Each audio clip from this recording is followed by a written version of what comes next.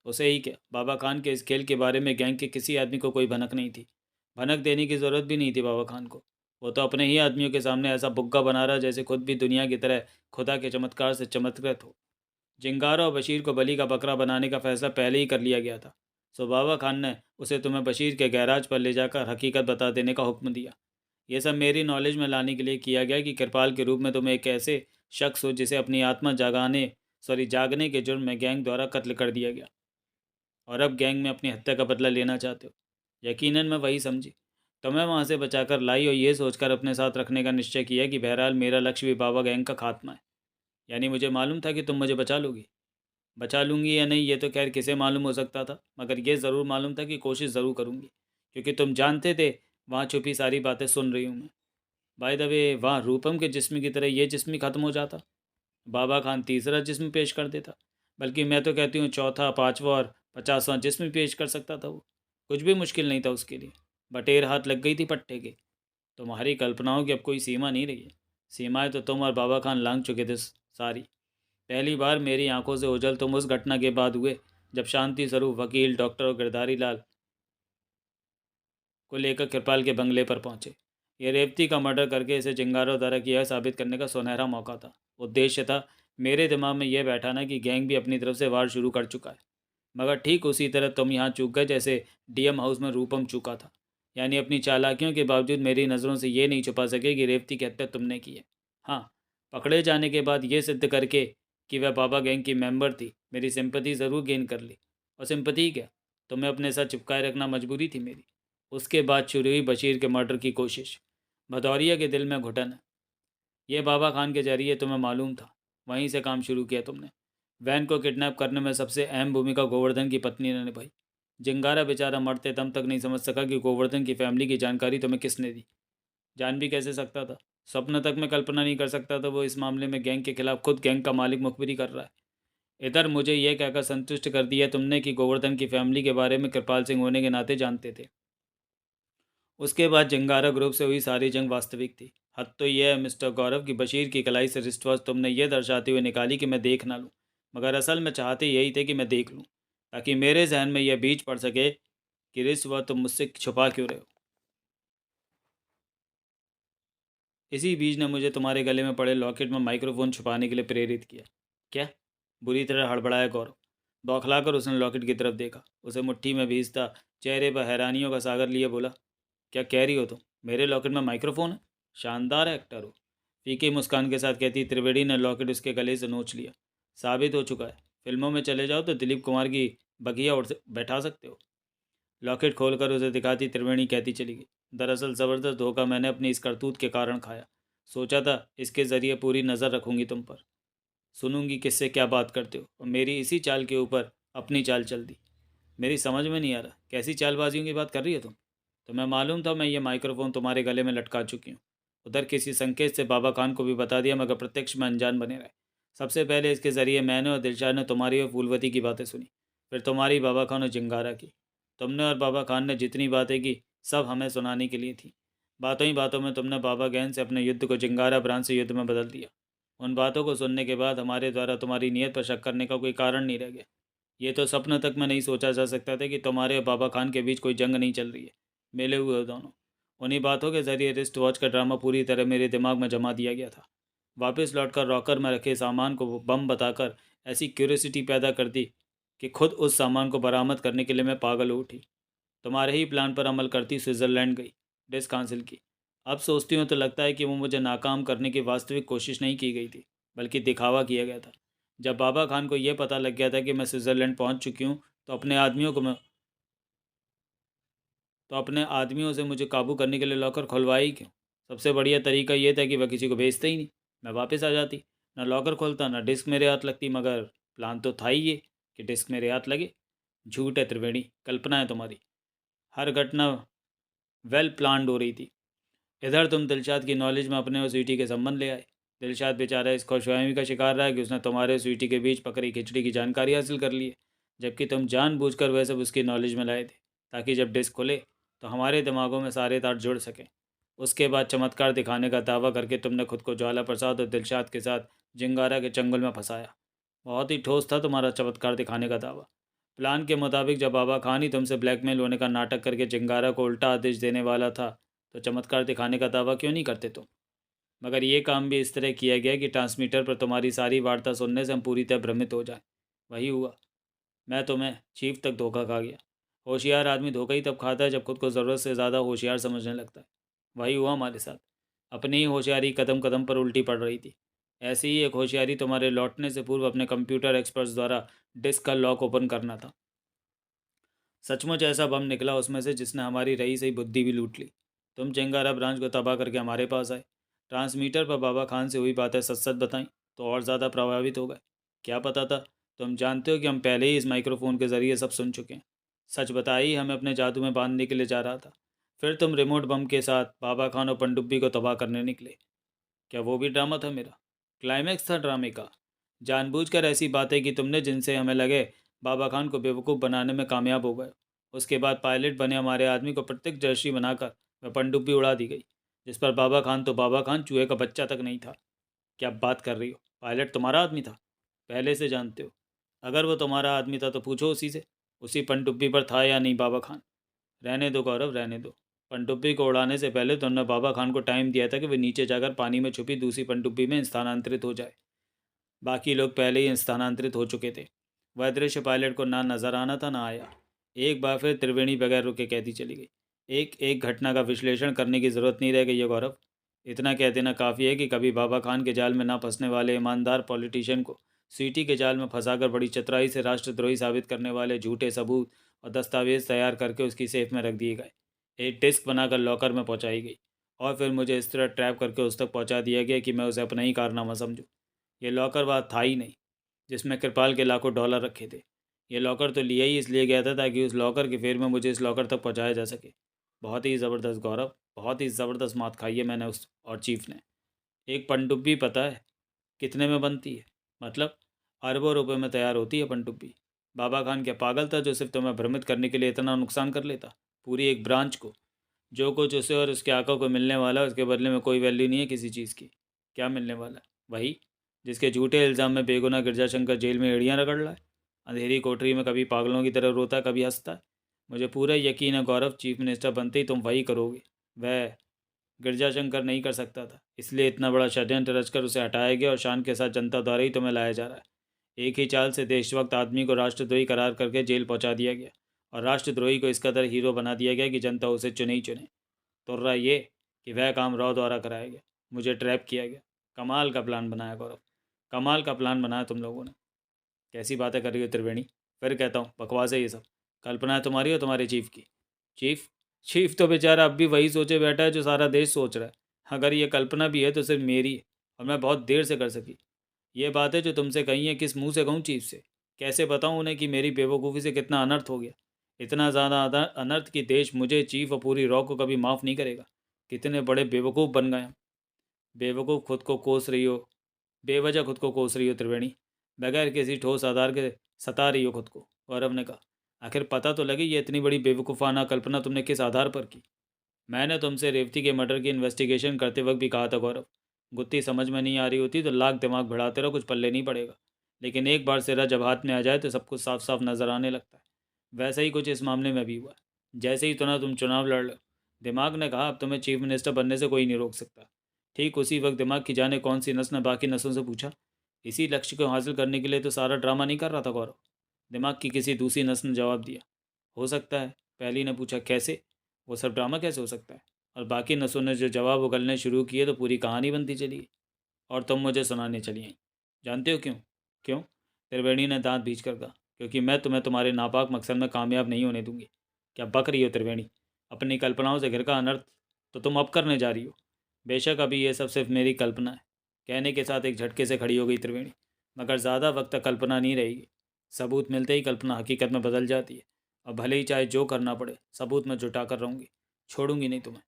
अनर्थ नहीं होने दूंगी देश के साथ। चीफ हो या कोई और, अपनी नाकामी की सूचना कामयाबी के बाद दूंगी।